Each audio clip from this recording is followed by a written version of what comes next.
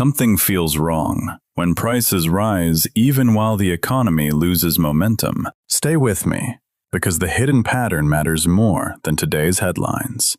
You work, spend carefully, and still feel strangely less secure every month. That feeling is not laziness, weakness, or bad budgeting.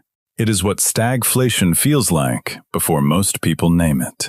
In early 2026, America is getting hit by a fuel-driven squeeze. Gas rises first, but the real damage spreads far beyond the pump. Because fuel is not just an expense. Fuel is the bloodstream of transportation, farming, manufacturing, and delivery. When that bloodstream thickens, everything else starts moving slower and costing more. Most people assume inflation means demand is strong and jobs are plentiful.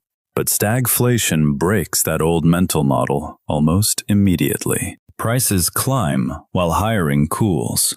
Confidence drops, and household stress multiplies. So your paycheck can keep arriving while your margin quietly disappears. That contradiction is why this environment feels psychologically disorienting. You are told the economy still functions, yet your daily life feels tighter. You see full shelves, but affording them becomes the real problem. You still drive to work, but the trip itself starts taxing survival. And once diesel rises, your groceries begin carrying that pressure too. Food does not teleport into supermarkets without trucks, refrigeration, and fuel. Neither do packages, construction materials, medicines, or restaurant supplies. This is why a fuel shock becomes a household shock. It leaks into rent, insurance, services, and small business pricing. Financial defense starts, not with prediction, but positioning. The first rule is simple. Protect cash flow before chasing returns. In stagflation, fragility usually hides inside monthly obligations, not investment statements. So list every fixed cost that punishes you when fuel stays elevated. Commute distance, delivery dependence, subscriptions, debt payments, and energy wasteful habits all matter. People often search for one dramatic cut, but survival usually improves through several boring cuts made early. A cheaper route can matter more than a clever stock idea. Cooking at home can matter more than hunting another cashback card. Refinancing bad debt matters more than timing a perfect market entry, because stagflation punishes households that need every month to go perfectly. Your goal is not optimization. Your goal is reducing the number of ways one bad month breaks you. That means building a defense buffer around transportation, food, and debt. These are the categories most likely to transmit the fuel shock fastest. Psychologically, this matters because uncertainty drains discipline before bills actually arrive. When people feel cornered, they reach for relief, not strategy. That is when impulse spending and denial become expensive emotional anesthesia. So a survival plan must lower stress, not just look rational on paper. Create a weekly fuel and grocery ceiling before prices force reactive decisions. Move 1 month of essential expenses toward immediate, boring, liquid safety. And treat that buffer like oxygen, not unused money. Because in this phase, optionality is worth more than optimism. The system is becoming less forgiving, even before headlines fully admit it. And the next layer is where this gets more unsettling. The fuel shock does not only raise prices, it changes how policy, employers, and markets behave around you. At first, it looks like a temporary spike in fuel prices, but systems do not react to prices the way individuals do. They react by tightening, delaying, and protecting their own survival margins. Companies begin slowing hiring quietly before announcing anything publicly. They reduce hours, freeze expansion, and renegotiate supplier contracts aggressively. This is how economic slowdown begins, without obvious collapse signals. Meanwhile, central banks face a dangerous contradiction they cannot easily solve. Raising rates controls inflation, but risks crushing already slowing growth. Cutting rates supports growth, but can worsen price instability further. So policy becomes hesitant, slower, and sometimes inconsistent.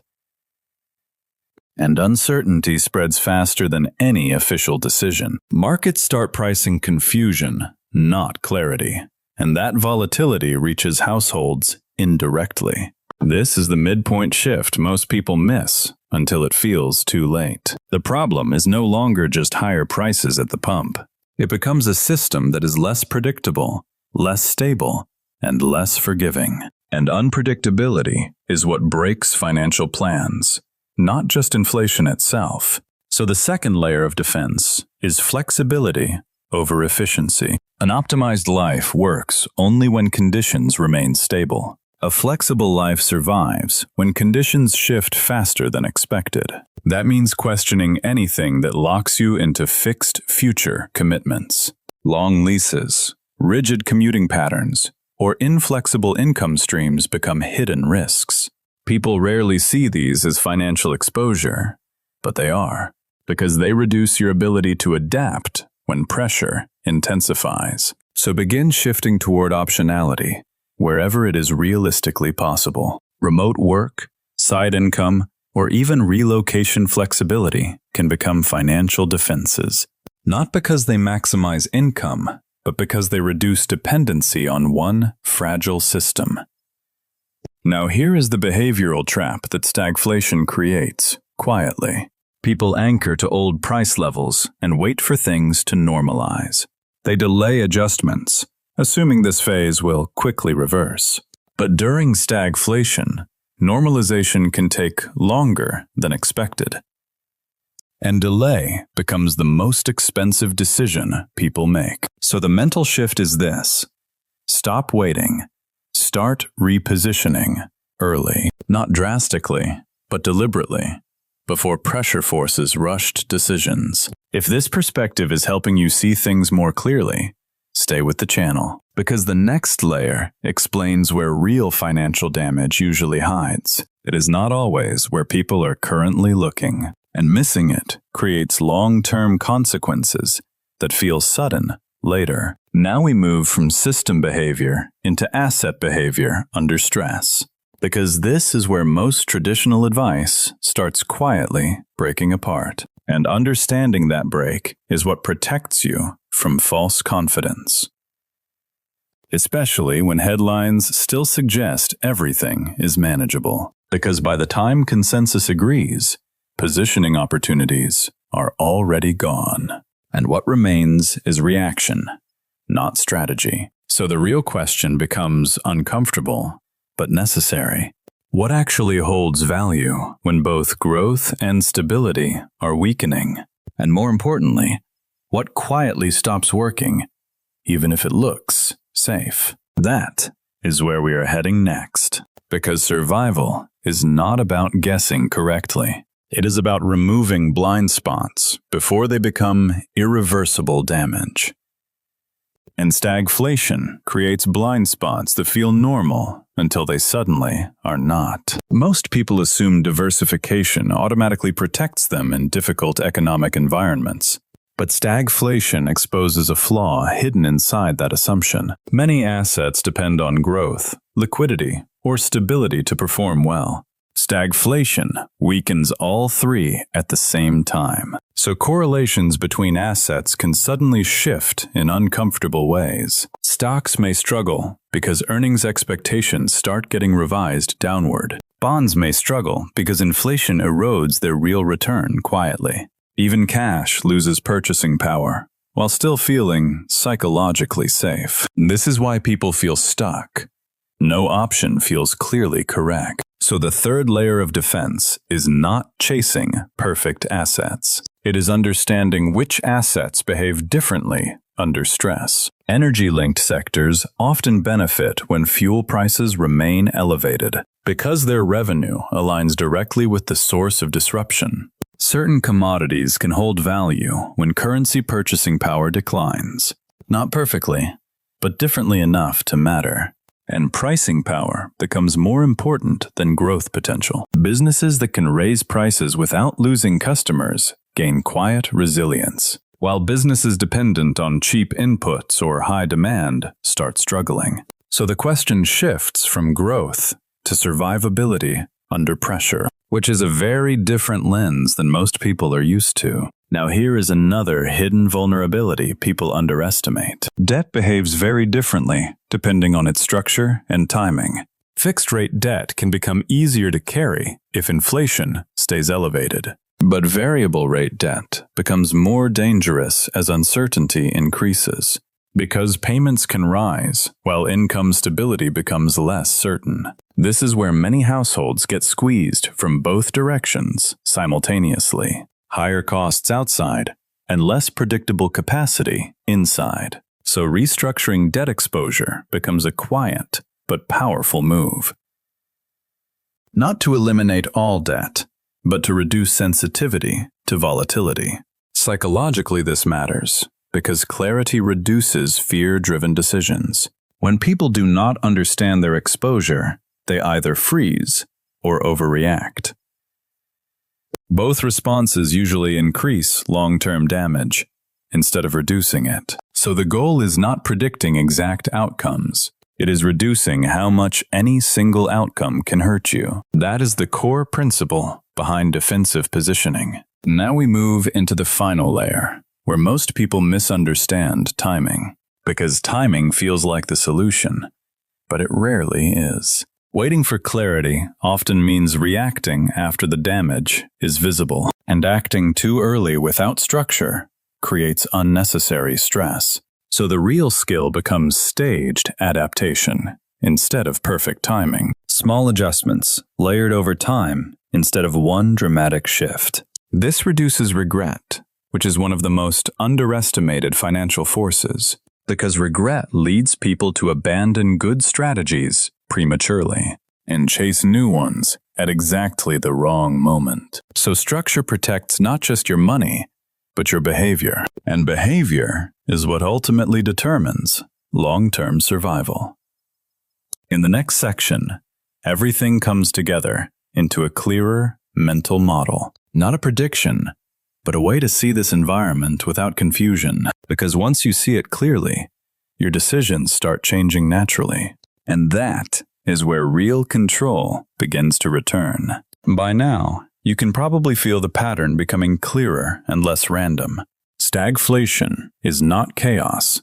It is pressure moving through connected systems. Fuel shock starts the wave, but behavior amplifies its long-term impact. Households react late, companies tighten early, and policy responds cautiously. That timing mismatch is where most damage quietly accumulates. So your advantage comes from seeing the sequence before it fully unfolds. Not perfectly, but earlier than the average reaction cycle. This is the mental model that replaces fear with structured awareness. Pressure hits costs first, then income stability, then asset behavior. If you respond in that same order, your position becomes more resilient. Stabilize expenses, then protect income flexibility, then adjust asset exposure. Most people try to start with investments, which is why they feel stuck, because they skip the layers where control is actually highest. Now here is the part that often brings quiet relief. If this environment feels confusing, it is not a personal failure. It is a system behaving in ways most people were never taught to understand. Old advice assumes stable growth, predictable inflation, and responsive policy. Stagflation breaks those assumptions at the same time. So confusion is not a weakness. It is a signal that your mental model is updating to match reality. And once that update happens, decisions become less emotional and more precise. You stop chasing certainty and start managing exposure instead. You stop waiting for perfect timing and start building flexible positioning. And slowly, that reduces the feeling of being financially trapped. Because control was never about predicting the system. It was about understanding how it transmits pressure through your life. If this helped you see things more clearly, you can stay with this channel. There is more beneath the surface of how money actually behaves, and most of it is rarely explained in simple, structured ways. Because clarity does not come from more information. It comes from seeing the right connections at the right time. So take a moment and observe your own situation through this lens. Where is pressure entering your life first, and where could it spread next? That single question is more powerful than most financial predictions, because it shifts you from reacting to anticipating. And that shift is where resilience quietly begins. Not loudly, not dramatically, but in small, controlled adjustments, which is exactly how you survive systems that are no longer stable. You are not behind, and you are not too late. You are simply seeing the structure more clearly now. And that awareness is already a form of financial advantage. Use it carefully, and it compounds quietly over time. Not as quick profit, but as reduced damage and preserved optionality, which, in this environment, is often the smarter form of wealth. Because surviving intact is what allows future opportunity to matter again. And that is something most people only realize after it becomes scarce. So stay aware, stay flexible, and keep observing what others overlook. That is how you move differently when the system shifts beneath everyone else. And that difference is what defines long-term financial survival. Not certainty, but the ability to adapt before pressure becomes unavoidable.